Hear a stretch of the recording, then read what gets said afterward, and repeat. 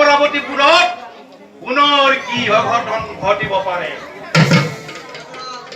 দেৱতাৰ যোগ গৌৰৱত এই বুঢ়ী মৰিছে জানো।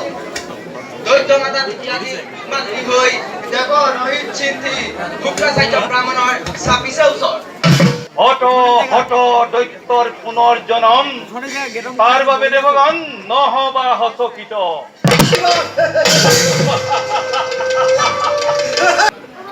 যাওঁ আমি এতিয়া নিজ নিজ কৰ্তব্যত অগ্ৰসৰ হওঁ।